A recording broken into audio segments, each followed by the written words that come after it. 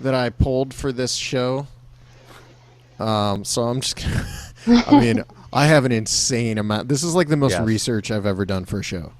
Really? Yeah. 'Cause me too. There We'll ended up just being have a to lot of keep it stories concise. out there. Yeah.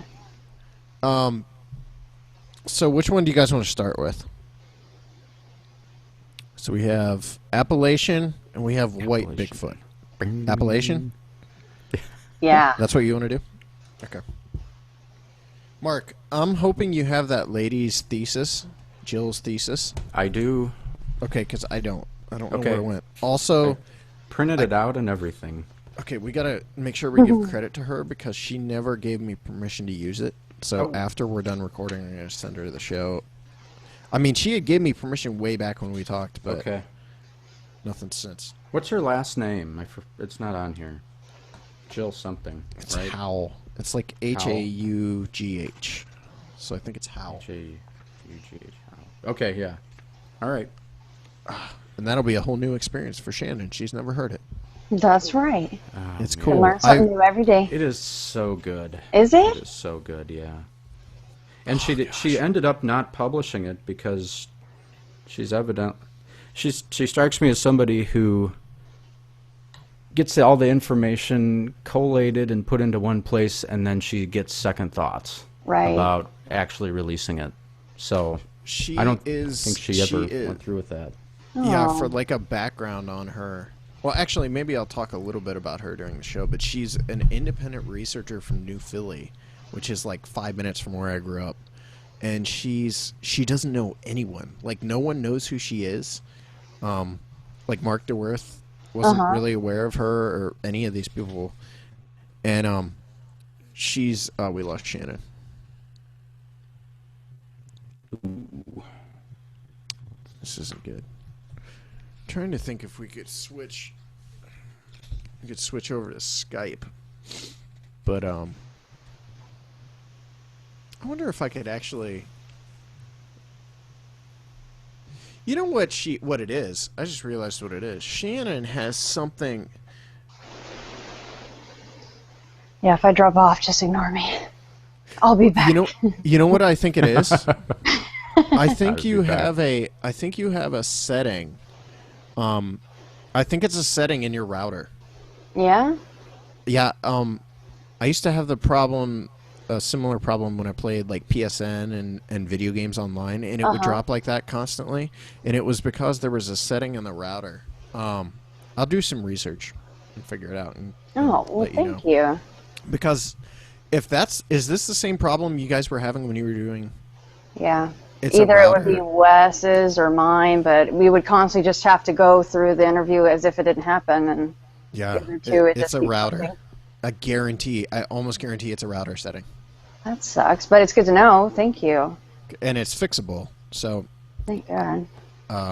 You might end up having to call your people, like your actual, not the Netgear. Well, you might actually. What kind of router do you have? Call your people.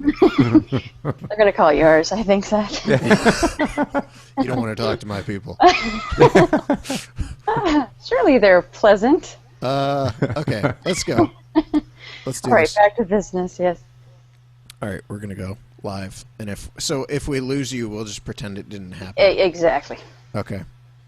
I don't know how good we'll be at doing that. Yeah, right. Everybody loves you guys. It's like Are you kidding? denial, you know. All right, so let's try to do. I know we're gonna have to cut these both a little short, so let's do the White Bigfoot as the shorter show, if I can talk tonight. White Bigfoot, yes. So let's try to do like 20 minutes on White Bigfoot and do 30 on this, and that gets us out 5 minutes before she should do SC. Okay. Cool. Yes. All right. Okay, here we go. This is SasWhat, a podcast about Bigfoot, and I'm your host. My name is Seth Breedlove. I'm joined tonight by my pal Mark Matsky. Greetings. And our special guest co-host Shannon LeGro. Hello. I should have, in retrospect, I should have had you do the intro. Because you have the voice for it, whereas I'm usually stuttering over words. So Think so? No, I don't think so. You don't do any stuttering. I think so. Yes, yes. Anyway, this is a podcast about Bigfoot. Shannon, you may have heard of. She does a show called Sasquatch Chronicles. She's also a new contributor to Cryptomundo, one of the world famous crypto blogs, probably the only world famous crypto blog, run by Craig Woolheater. And we thought it would be fun to have Shannon on. Originally, the idea was to have Shannon on. We were going to do this very fancy interview. But then she was on another show just in the last couple days. And I was like, I just can't do it. Because then she's just going to have to rehash half of what she said on that show. I didn't want you to have to do that. So, yeah, we're not fancy. Not that I would mind. You're not that fancy. We are so far from I fancy. beg to differ. I've met you guys. You are nothing but fancy. Fancy. Mark, I don't have my glass water bottle right now.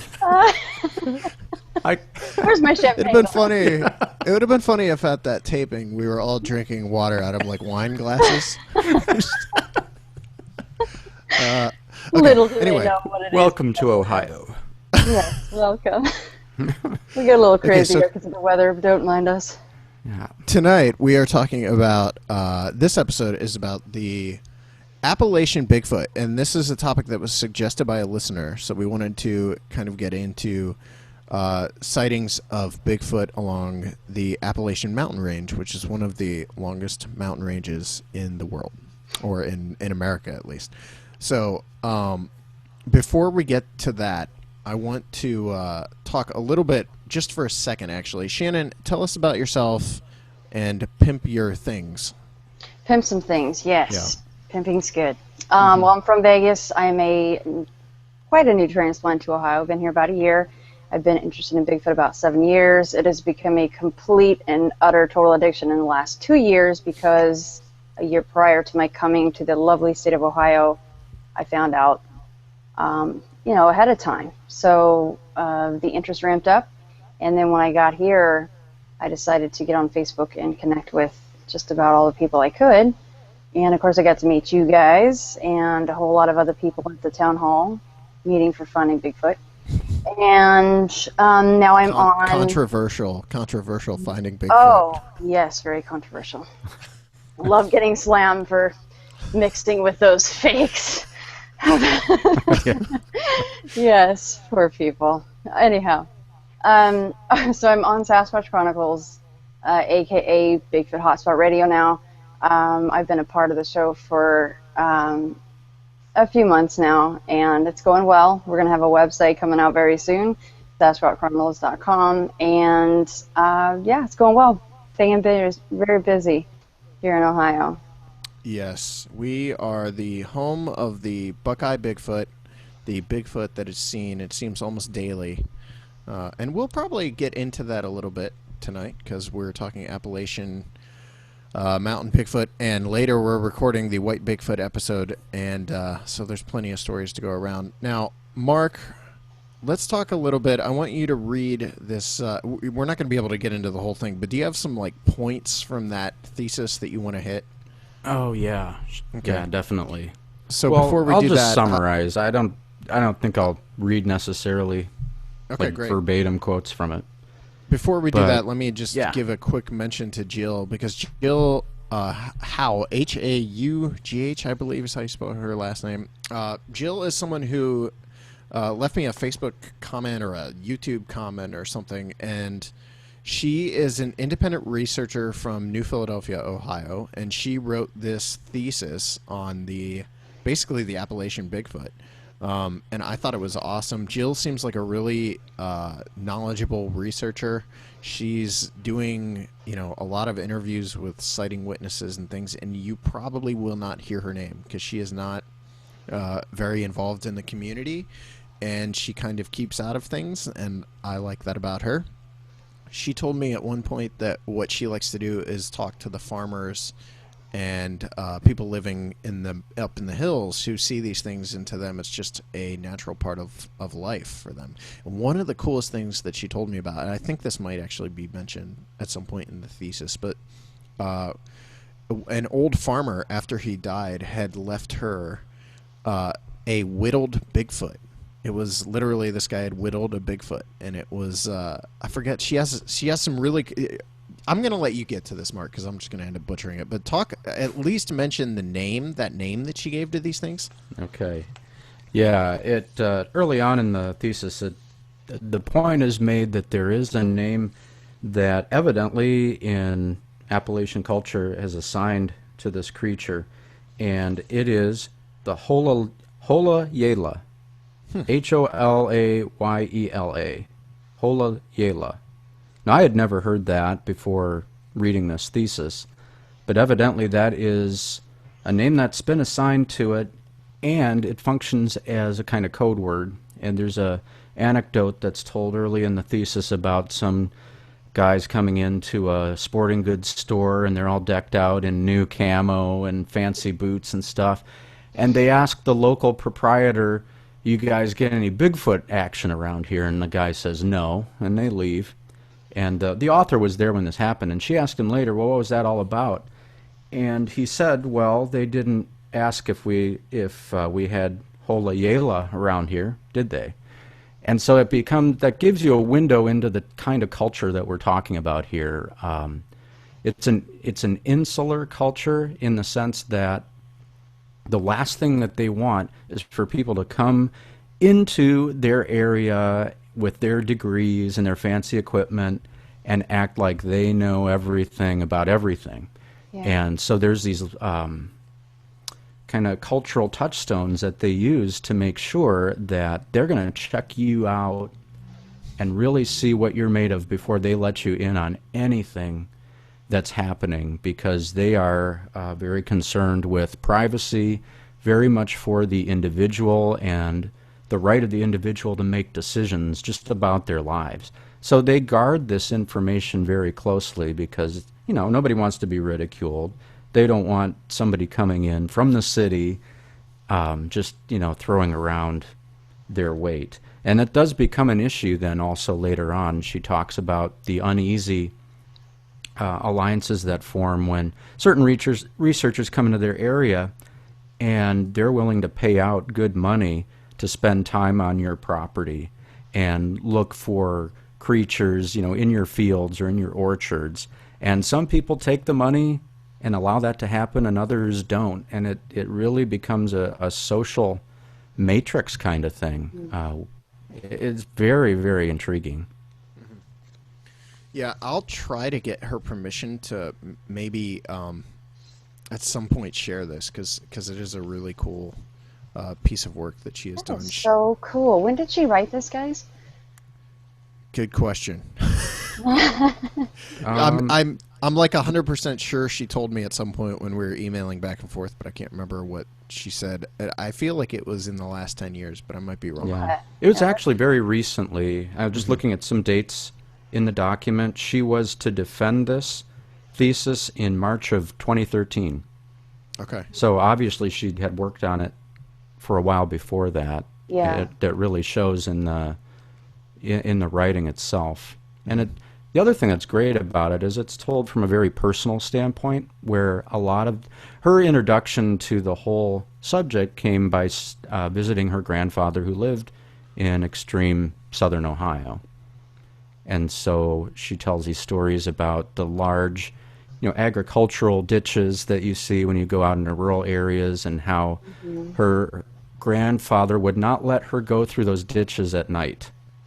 During the daytime, they were fair game. She could play down there. She found prints down there with her cousin and all kinds of cool stuff. But at nighttime, if she was going to go to a neighboring farm to see people or just hang out, her grandfather would drive her from place to place because he was not going to let her travel through those ditches. Now, you could say, well, that's just kind of common sense. You could, twist an ankle or, just fall over down there in the water.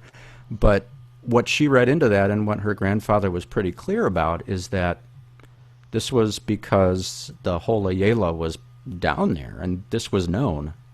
And so that type of thing, that's that level of detail and the personal input into the story that you get in this writing. It's really extremely well done. Has she had her own sighting then? Did she talk about that in there? No, Unless not that's really. classified, I don't want to. Okay. Yeah. Yeah, She doesn't without get into it, really. No. Without permission, I really don't want to go into it. Yeah. But I'm really hoping to have her on the show at some point because That'd be awesome. from talking to her, she opened my eyes to a lot of things that I thought was really cool. One of the things she had told me about was that the amount of sightings in Ohio of strange animals could be attributed to the fact that apparently because of the Erie Canal and the canal system that ran through Ohio, Ohio was a gateway for exotic animals and shipping. So people were constantly bringing animals into the state, and it still is a home to a lot of exotic animals even today. But you know, when you're talking about Black Panther sightings and that kind of thing, it could be attributed to that, or giant snakes, or even something like chimps, like people seeing chimpanzees and things like that. And I thought that was an awesome point because for some reason I had never thought of that. Shannon, did you get to do any research on the Appalachian stuff? Yes. And, you know, not all the stories are fleeting glimpses from like 200 yards away. In fact, the Bennington Triangle is around the Appalachian area. It's in southwestern Vermont. And what are the years? Between 1920 and 1950, up to 10 people went missing in that area alone. You know, whether or not these were cases from Dave Pilati's book, I didn't do the corroborating evidence there, but these are documented cases. And there's even a tour group out there that does like lantern Bigfoot tours, and there's even a golf course. And actually, I think that's also in Vermont. That, you know, their logo is a Bigfoot. I mean, a ton of people end up seeing this creature out there, and it's just part of their lives. It sounds like very normal, although the missing people stuff isn't exactly a pleasant thing, you know. Yeah. Was there some sort of like crossover between the missing people and the Bigfoot? Were they like in areas where they had seen Bigfoot, or? And well, yeah, and actually, now that I'm looking at my notes, it does say some of them did end up in the missing firm one. I don't have the names, but the Indians even have the lore of the stone giant from that area. Right. And it was the Algonquins and the Iroquois Indians that believed in that. Yeah. And that spread into Ohio, too. And Ohio fits into the Appalachian stuff because it's the foothills of the Appalachians. So. Right. Yeah. You said Bennington, and I know I have a report from Bennington somewhere that I wrote down, but I have a bunch of reports starting all the way back in January of '85 from Maine. J.W. McHenry chopping wood, heard loud screams coming from a wooded area near his home. Upon looking up, he saw this is bizarre. This is an 18-inch creature with black hair. He is said to have captured it and kept it. Oh, wow. So, I mean, this might be an account of the smallest Bigfoot on record. In a jar somewhere. I know, he's adorable. Aww. Bigelow Mountain, 1946. 4 dozers were startled when they stopped along a trail to eat lunch and instead saw an enormous man walking toward them in the distance that was well over 10 feet tall. He had long hair like Indians in movies and was covered in short black hair over the rest of his body. He carried what looked like a big rock. They left the area immediately. Good idea. Yeah, this Bigelow Mountain seems to be a hot spot. What year was that from? That was 46, and then I have another one from 49 in the same place, Bigelow Mountain. It's apparently 150 miles northwest of Augusta. A man named Bern White saw a 7-foot creature standing on the side of the road at 1 a.m. Another person reported seeing the same creature at an earlier date. And for those who don't know, the AT, the Appalachian Trail, runs, it either, depending on where you start, if you start in the south or the north, it either starts or stops at Katahdin Mountain, Mount Katahdin. I wasn't wondering how you said that, yeah, Katahdin. I'm not sure on that, so no one quote me. Probably better than what I was gonna tell a story from there, and I'm like, oh god, I'm gonna butcher that one up. On SasWhat, that is how it will be pronounced from now on. Exactly what Seth said. So yes. Don't email us with the correct pronunciation. That started it. I have a bunch of these. These ones from Maine are all in the Katahdin area. Yeah. Did you pull these off? Did you pull some off of Bigfoot Encounters? Because that's where I got a bunch of mine. Yeah, that's exactly where I got. Yeah. I'll let you do some of those. I'm not going to steal them from you. Well, I mean, technically it's your show, Seth, so I'm stealing it from you. No one wants this to be my show. Yeah, I'm here with you guys, not the other way around. Did you see the one from 1988 from Katahdin Mountain? There's a group of Boy Scouts and 6 campers saw a reddish creature up a trail that led to the top of the mountain. They said it was digging for something. It happened to smell like rotten eggs and was making very ominous sounds. Uh-oh. And yeah, that was Katahdin. And unfortunately, a trapper in that area, no year on this one. This is quite terrible, actually. He was found ripped apart, and they said that the body had been beaten against a tree trunk. Oh, So, man. not a nice way to end the day trapping. I think that actually could have been attributed to Jason from the world famous agree. Friday. Yeah. Wasn't there a Katahdin episode at some point? Jason takes Katahdin.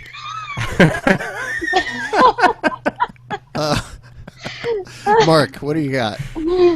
Well, I've got a bunch of West Virginia stuff that I was really amazed by because I just never had looked into that before. And a lot of this is around Pendleton County in Seneca Rocks National Recreation Area. My parents are big fans of that place. They've gone hiking there. Yeah, now having read about it and seen pictures of it, I can see why. Because it's really super rugged and mountainous, and yet it's like 200 miles south of Pittsburgh and straight west of Washington, D.C., but it just looks like you're out on the West Coast. It's unbelievable. But there was like this miniature flap that took place in 2007 where at least 4 people had what you would call Class A sightings, and some of them are rather bizarre. One involves a man who was driving his truck, and he's pulling a U-Haul as he was driving, and he came around a bend, and this is in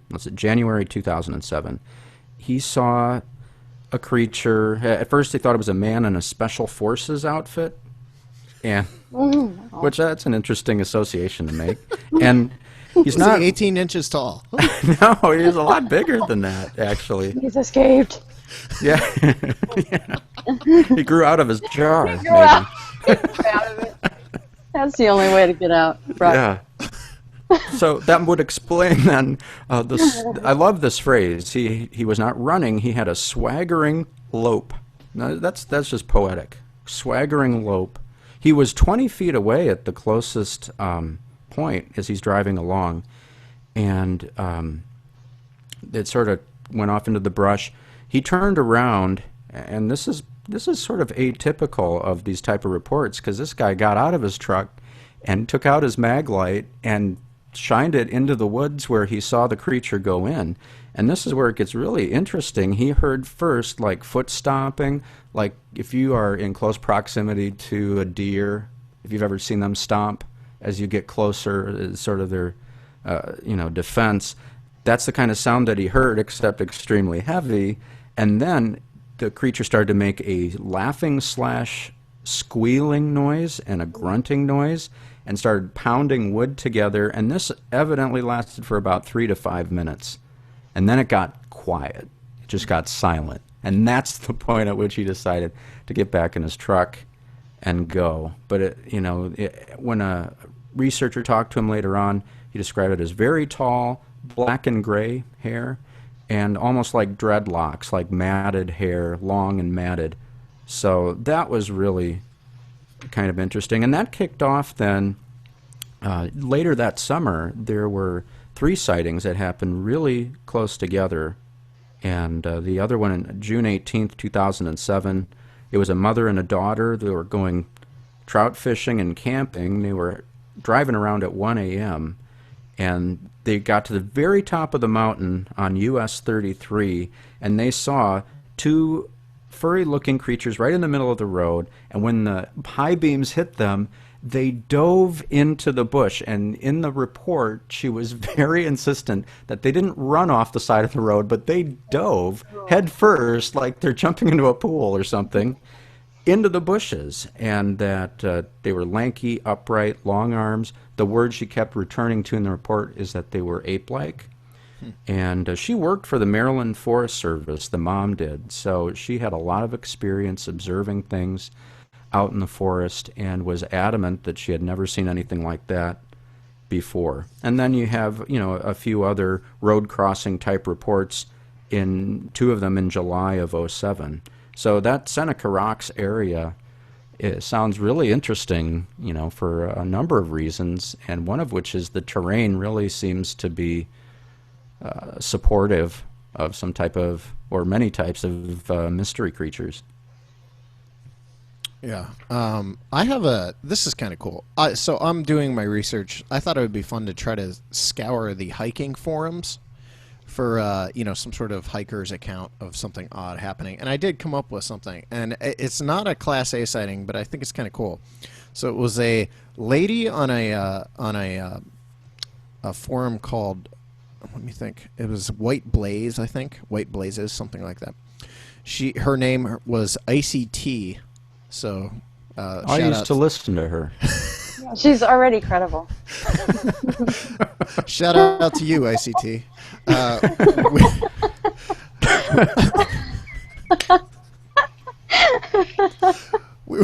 I feel like as I'm reading this report, I'm going to have to play some Ice-T in the background. You have to. Okay, here we go. I can beatbox if Please don't, please. Okay. Okay, here we go. We were hiking the Appalachian Trail in southeast PA with our dog one late autumn afternoon. We got to a certain point that had an open area that was used by the Boy Scouts and walked a little beyond it to a little higher spot on the side of the mountain. We've heard of ghost sightings near there, and there was a serial murderer who lived nearby about 200 years ago. Anyway, from on our right, ahead of us, we heard a whoomp. I would say it sounded something like somebody dropping a heavy object on the ground, or maybe closing a car trunk. No cars up there, of course. Our dog got nervous and started to pull to go back, and my brother and I both had an uneasy feeling, so we turned and headed back down the trail. We heard some brush moving off to the side above us, so we kept going at a fast walk, now more uneasy.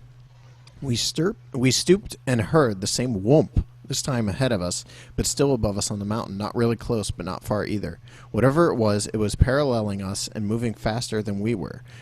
To me, that sounds like 2. But we got to the fork in the trail and headed down the mountain looking over our shoulders the whole time. What was it? I don't know. So one of the reasons I find that interesting, and Mark will know where I'm going with this, the only thing Bigfooty that I've ever had happen to me was at a metro park near where I live, actually, called River Styx, and River Styx is home to the River Styx monster. And this past winter, while standing on a hill completely alone in this park, it sounded like someone took a boulder and smashed it on the ground 30 feet from where I was standing. I mean, I felt it as much as I heard it. And it's the only thing unexplainable that I've ever had happen to me, where I literally cannot explain what it could have been. So I thought it was cool because there were parallels there with myself. And before we go on, I really quickly want to mention for anyone who's wondering, states in the Americas that the Appalachian Trail or the Appalachian Mountains run through, from the north, Maine, New Hampshire, Vermont, Massachusetts, Connecticut, New York, Pennsylvania, Maryland, Virginia, West Virginia, Ohio, Kentucky, Tennessee, New Jersey, North Carolina, South Carolina, Georgia, Alabama. If you look on a map of sighting reports in Ohio, or not in Ohio, in the U.S., on the East Coast, they follow that mountain range. Where you look for where the most red dots are.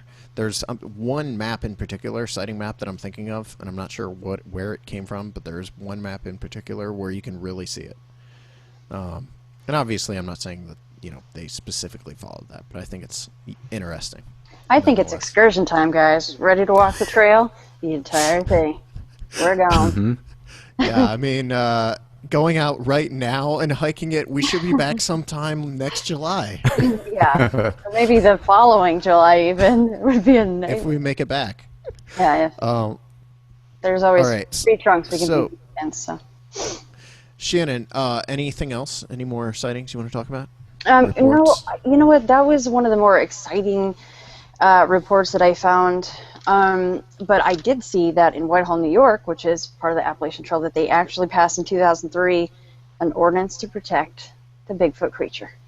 Mm-hmm. So it's much like Skamania County. You know, they have their, well, we don't know it's out there for sure, but we're going to protect it just in case. So there's a couple of people right now that haven't gotten that memo that it might be murder. I'm sure you guys have been keeping up with that. So, yeah. And Alan and Jesse had their incident that actually got them into Bigfooting in Whitehall, in the mountains in Whitehall. So that's kind of a cool parallel there. Yeah, it is. So I feel like eventually we're going to have to come back to this subject because it's just hitting me. We pretty much only hit northern states. Yeah. We really only talked about PA and Maine. We didn't get into like Georgia and Alabama and North Carolina because those are all Tennessee. Tennessee has some crazy Bigfoot reports within, you know, the Appalachian Mountain Range. Yeah, and aren't they pretty grumpy there? Like they're really grumpy. They're pretty grumpy, man. Yeah. Seth, do you remember? Do you remember at the Ohio Bigfoot conference this past year, Charlie Raymond had that therm footage that was taken in Tennessee. It was allegedly 2 juvenile Sasquatch who knew that they had been spotted, and so they were crawling army style across the forest floor. It was really amazing, and it's he was there evidently. It was obtained by Nathan Gehrman, I think it is, in October 2010, and it's really, really interesting because he kind of narrates. I'm not sure if it's released really, because I know he showed it at the conference, right? But then I think a number of his Kentucky crew were with him, but they obtained the footage in Tennessee. It's really interesting. Well, I mean, the thing about it is there's really no other animal that it seems like would act that way, almost embarrassed to be caught. Because the point that he made when he was interpreting the footage is if this was a bear, it would run away. Right. You know, if this was a coyote, it would run away. But this is staying in the area but trying to conceal itself. I had a problem. My problem with it was I thought it almost, to me, looked like something way smaller than what you would think of. I mean, I thought it could have been possum-sized. I really didn't think it was as big as he was saying. So that was my problem with it. But it was interesting because at one point you saw what basically looked like an arm. I mean, like, and straight out bend. I mean, you could basically see an elbow bend. But I still just, it was impossible from the video, to me anyway, to tell how big it was. Yeah. That was my problem. Yeah, there's no scale, really, that you can compare it to. Yeah. So, real quick before we wrap this up, I did want to mention, you said, Shannon, about people missing in Maine. There was a hiker that went missing there that, do you guys know who Bill Brock is? Yeah. Okay, apparently he was up there searching for this hiker, and he believed it was Bigfoot related, which I'm not on board the Bigfoot as kidnapper train, but I think it's interesting, and I think there are some correlations there. So, but I thought it was an interesting story, and I will probably insert some of the video that's online into the show afterward. Is it something new that he's come up with that he decided he's going to look into, or? I think this was back in. He already did. This is from October 22nd. This is actually a year ago. October 22nd, 2013. Professional Bigfoot hunter searches for Largay on Appalachian Trail. Trio releases video of them finding a sports bra near Carrabassett River that they believe may belong to the 66-year-old Tennessee woman who has been missing since July. But the Maine Warden Service said there was likely no connection. So he was literally making the connection to Bigfoot having kidnapped this lady. So, well, yeah, I surely hope that that's not what they're doing. If they're out there, they can behave better than that. Yeah, you need to have a talk with them, really. Yeah. She's from Tennessee. Maybe the Tennessee Bigfoots followed her up to Maine. Could be. They're grumpy down there. I'm telling you, those southern Bigfoot. It's that Boggy Creek Bigfoot. Yeah, it's that extra humidity. Just pisses everybody off. All right, let's wrap this up. Mark, any last thoughts? Yeah, I think Kentucky, we need to zero in on them in a show of their own because they have the best names for Bigfoot out of anyone. I mean, Mr. Howdy. How can you beat Mr. Howdy as a name for Bigfoot? So that deserves its own thing, I think. It surely does. All right, Shannon, last thoughts? I'm just happy to be here, guys. Honest to God. All right. Okay, and that wraps it up. Okay, we're going to go right into the next one because we've got approximately 25 minutes to finish this. So, finish him. We are the nerdy Bigfoot show. I mean, Yes. I'm having Slowly a blast. That's all I know. I know that we could just probably spend an hour just laughing and Yeah. making jokes. We have a good time. I know we'll do when seriously we'll do this again. I really want to get into more of these Appalachian ones because I think there's there's so a lot many. of stuff here. There's Yeah. tons. So many. Yeah, and maybe we can have Jill on. Maybe we could do like the four of us. That could be fun. That would be Pull her. awesome. Yeah. Boy, she All right, let's really. Yeah, let's do it. Okay. I could go on and on about that paper. Yeah. Okay. This is SasWhat, a podcast about Bigfoot. I am one of your hosts. My name is Seth Breedlove, and I'm joined by my pal Mark Matsky Greetings. and our special guest co-host Shannon LeGro. Hello, everyone. And this week we're talking about the white Bigfoot, the albino Sasquatch, the snow-colored Bigfoot. So let's get right into this. The white Bigfoot is not a common sighting. I found a really cool article written by John Green himself, and I'm not sure if this was a letter or what, but this is really cool, folks. This is from one of Don Keating's monthly Bigfoot report newsletters from April 1999. This was the number 80 issue.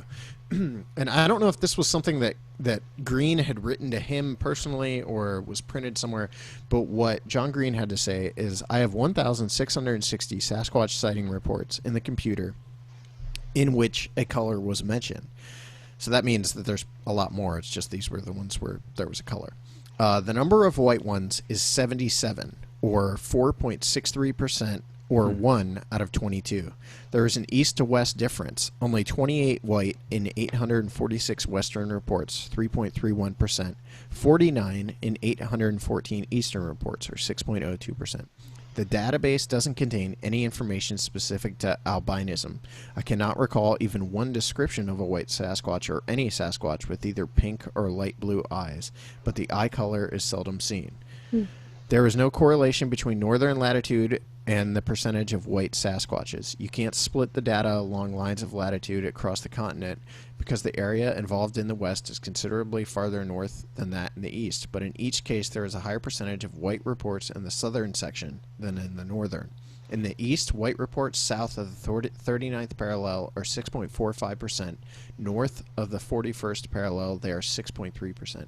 In the west, white reports are 5.03% south of the 44th parallel and only 3.6% north of the 46th parallel. With regard to the time of year, the results are curious, maybe even significant. The percentage of white reports in winter is approximately double the percentage in summer in both sections of the continent. In the east, white reports are 13.97% of all reports in winter, 6.0% in the summer. In the west, white reports are 7% in winter and 3.3% in summer. It should be kept in mind, however, that winter reports are rare, so the numbers involved are very small, just 13 white out of 93 reports in the east and 7 out of 100 in the west.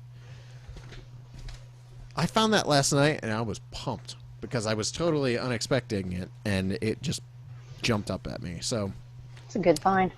I know, and it's John Green, so I was very excited about that, because the man is a legend. So from that same newsletter, I found just a real small sighting report that says a sighting was reported, and this is written by Don Keating again.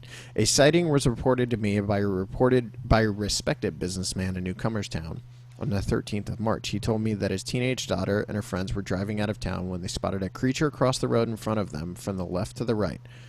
The man's daughter reported the following details. It was in the woods. The weather was overcast and cold. Distance to creature was only 50 feet. Height of creature was about a man's height or taller, whatever that means. And the color was white. I thought that was interesting. People often correlate Bigfoot, white Bigfoot reports to Ohio, and there are a significant number of them. In fact, we've talked about in previous episodes what I think may be the first white Bigfoot report, and just in the last few episodes that Mark and I actually managed to record together, we talked about the white Bigfoot that the fishermen saw come up out of the quarry pond. So, Shannon, you're a transplanted Ohioan, so what do you think of white Bigfoot, and what have you got for us in terms of interesting data? Well, I like that article you found, because it begs a question. Do they know that they blend in better than with the snow, right?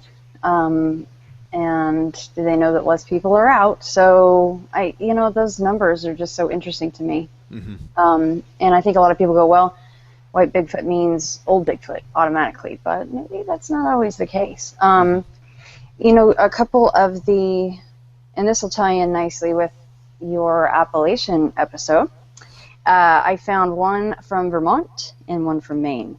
And both of these men happen to be walking dogs, which a lot of the times is synonymous with a Bigfoot report. Something about dogs sometimes. They don't like them very much, possibly. The one in Vermont, he was out walking his dog, and keep in mind these are both white Bigfoot sightings, okay guys? So one was a road crossing at about 5:45 in the evening. He said there was an awful smell and his dog kept barking. Said it was a tall man-like creature, and the odor continued to get stronger, but the beast was not in a hurry at all to cross, so he actually wasn't bothered by the man or the dog. This one in Maine was interesting. He said his dog went crazy. He saw a fast-moving, huge white creature. It had long white hair everywhere.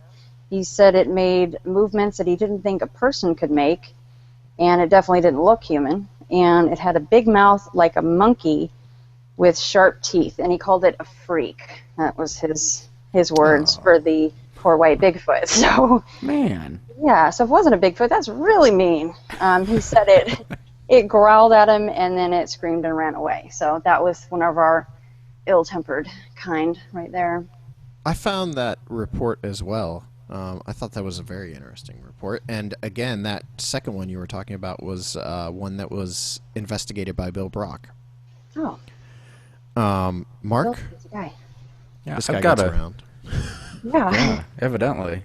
That's interesting about walking the dog, because I've got one too that involves a white Bigfoot from 2001 here in Ohio. But I could do that, or I've also got Don Keating's history of white Bigfoot sightings taken from the Sasquatch Triangle, which... Ooh. Would you like to go there? Yeah. We can go there. Take okay. us there, Stitch. All right. Well, in his book, this goes back to September 15th, 1985. This was just really when they were getting started in sort of the ad hoc way that he describes in the book. And so they were out there doing some 85 style call blasting, and after doing that, Keating saw, and this is a quote, a large white creature walking on two legs heading for a chicken pen. And at first he thought that this was one of his friends who maybe had wrapped himself up in like a sleeping bag or whatever, so he yelled at it, not once but a couple times, trying to get a response.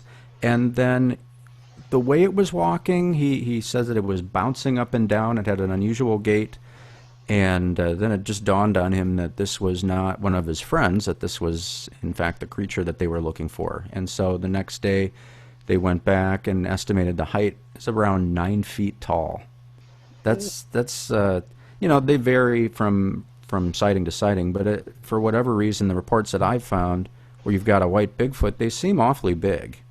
So that would seem to line up if you were going in the direction of white Bigfoot equals older, most mature. Maybe that and the height goes together. I don't know. But then in October of 1985, same area as before, one of Keating's contemporaries, Floyd Wiley, they were communicating back and forth on walkie-talkies, and around 10:30 that night, Floyd reported that he had seen a black creature in the brush or crossing a road, but at 2 a.m. he saw a white creature walk across the road very clearly. Not a long sighting, but it was clearly a light-colored Bigfoot.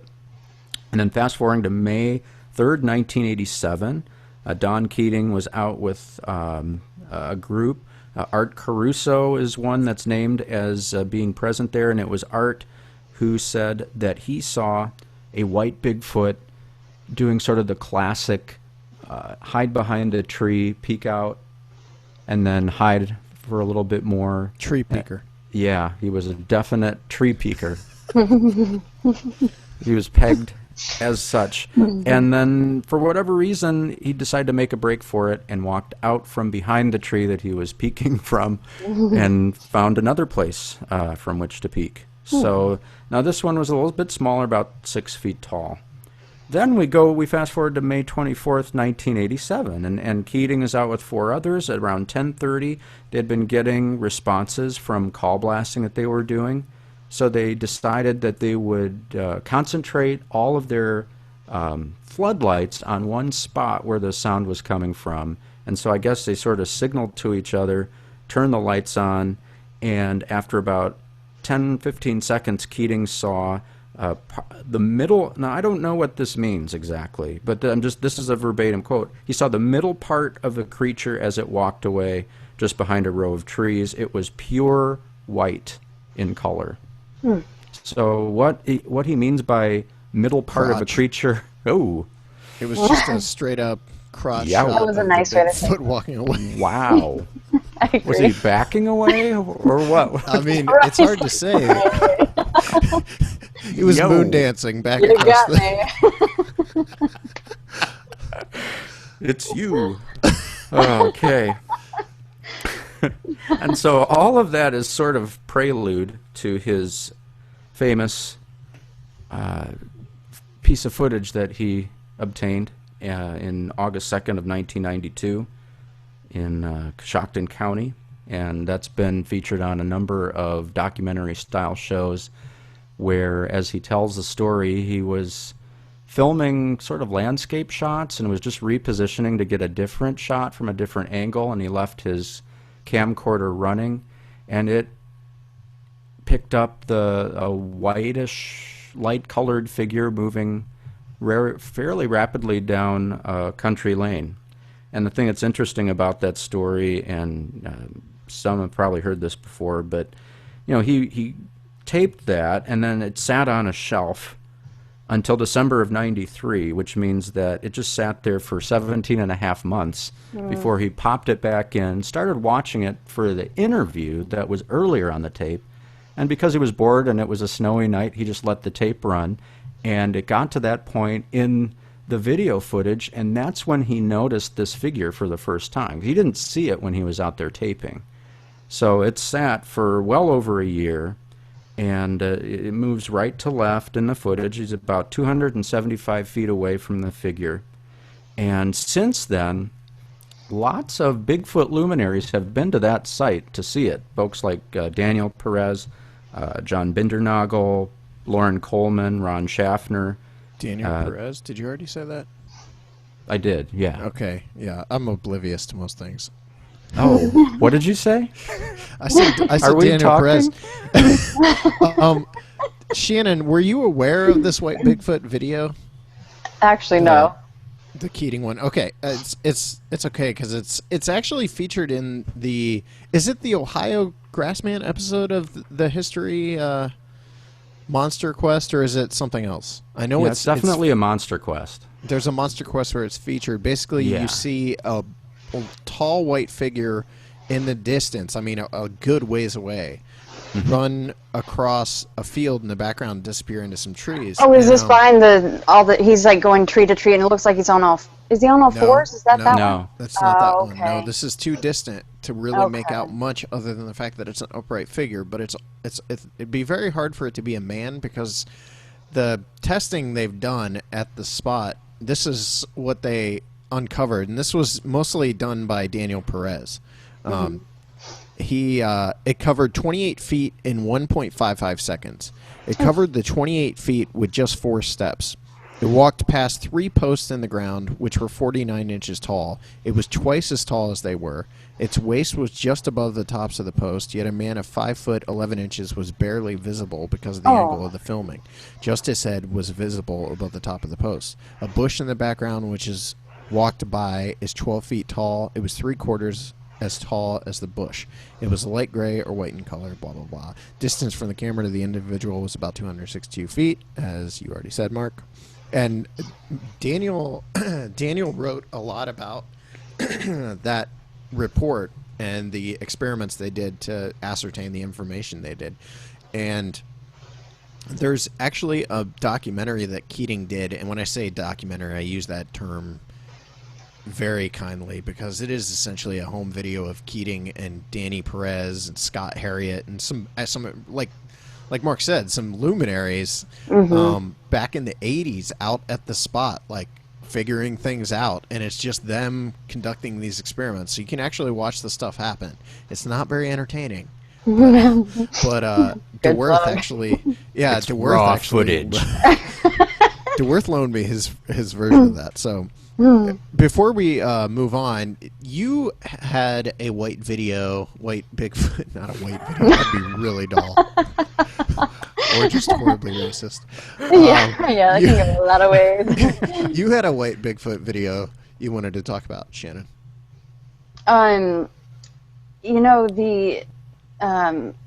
Everybody's seen the breakdown, the thinker thunker of the guy that kind of gets busted with the flashlight. Did you guys see that? And I think, thinker thunker is saying that he believes that's a real Bigfoot. And then somebody goes, well, there's no eye shine. And he goes, well, there's not always eye shine. Well, the way it moves. And somebody goes, well, that could be a person. And it is an interesting video because he also takes overlays of, where everybody's nose ends to where their mouth starts. And here's the measurements that should be there. And he goes, this is not a person and it's not a mask and it moves. He goes, the mouth moves. It's not like it's just there and then it goes off camera and you can't see a movement. He goes, that's movement, folks, So, I don't know. Everybody's got their own opinions of it, so I'm curious what you guys think of that. I want to know. See, I knew you were going to flip this on us. You're going to set it up and then be like, "No, I want to know what you guys think." I'm gonna milk this. I want to know what you think. The thing moves. I hope to God they don't look like that. I don't want to run into a Bigfoot that looks like that. To be honest with you, he's got really good points though. I don't know. I'm kind of like, well, the measurements do look interesting. I like that point of it. I like the point that the face doesn't match with anybody's face to have that movement. And he goes, if this is a costume of some sort, it's very expensive just to get this little YouTube video or whatever they're trying to get. But and I can't remember now, and I should have looked this up again. I don't remember if they did a measurement of that figure where they said they shot that video. Do you guys know? I don't even know if they would have enough in frame to be able to tell anything. Right. Oh, that's true. It was hunched most of the time anyhow, and then it kind of went off camera. The camera seems really close too. I mean, that's what's so odd about the film. Yeah. See, that makes me want to go watch it again right now, because when I first saw it, I just assumed it was a fake. Like this was somebody's. Too good, right? Yeah. Too good. And I would be shrieking and just passing out right there if I saw that. I mean. We're going to have to wrap this up, but before we do, I have to read this because tonight I'm all about height, right? So earlier I talked about the 18-inch Appalachian Bigfoot. Now I'm talking about something just astronomically hilarious. I found this on that Bigfoot history website. So, I mean, the most reputable of Bigfoot encounter sites. Camper Adam Taggart was just out. By the way, this takes place at Salt Fork. Oh, yeah. Camper Adam Taggart had a run-in with a Bigfoot. I'm going to skip some of this. He was hearing something running around in the underbrush. He could very clearly hear something bumping around. Expecting the worst, Taggart armed himself with a metal rod he had been using to keep some of his material from blowing away. As the figure emerged from the darkness, Taggart realized the contours of the figure are too large and menacing to be human. Humanoid, yes. Be human, no. The figure was massive. It was over 15 feet tall and covered 15 feet tall and covered in knotted white fur. Taggart fears that it was a bear at first, but quickly assessed that the figure was the legendary Bigfoot. Taggart tried to lock eyes with the monster, but the creature's own eyes were completely milky white. Taggart stood up on a log Zombie to make Bigfoot. That's messed up. Taggart stood up on a log to make himself look bigger, but the Bigfoot barely seemed to notice him. It occurred to Taggart, after watching the beast stumble about, its massive arms swinging methodically in front of itself, that the Bigfoot was blind, or nearly blind. Oh. So Taggart I feel just bad scooted. Yeah, now we feel like jerks. We're jerks. So this is coming from that Bigfoot history or Bigfoot Today and Bigfoot History site. I don't know anything about this. The report in general seems so over the top. Yeah. That I don't know how to take it seriously. For one thing, 15 feet is almost you'd be impossible. Like, hey, buddy, how you doing up there? You can't say anything. I'm really sorry. Who's down there? Yeah, right? I hear something. Hobbits is running around the forest. Oh, he ran into Gandalf. Mark Worth, this is for you. Yes. I think on that note, we need to start wrapping this up. Shannon, final thoughts on the white Bigfoot. I would say this is probably another more to come, but I would probably, if anything, lean towards maybe they are the elders of the Sasquatch community. It kind of makes sense. I don't think we can go to a type 5 or 6 at this point without any more evidence. So, yeah, maybe they're the literal old man of the woods. I don't think I'd ever want to see one, especially if they look like that video from Maine or Pennsylvania or wherever it was. No. Yeah. Mark, thoughts on white Sasquatch? I like the fact that a lot of them seem to be sighted in Ohio. It kind of gives us a little, jewel in our crown. Oh, that an edge, yeah. But no, I kind of what Shannon was saying, I think is, I hope is true, and that is that they do represent the senior citizens of the Sasquatch world. And it makes me wonder about their ability to conceal themselves because, during the winter, obviously, it's a lot easier. But what are they, what are they doing the rest of the time to evade detection? Sometimes they don't. And clearly people are seeing these things. So it's very interesting in how concentrated those are. I mean, in the case of...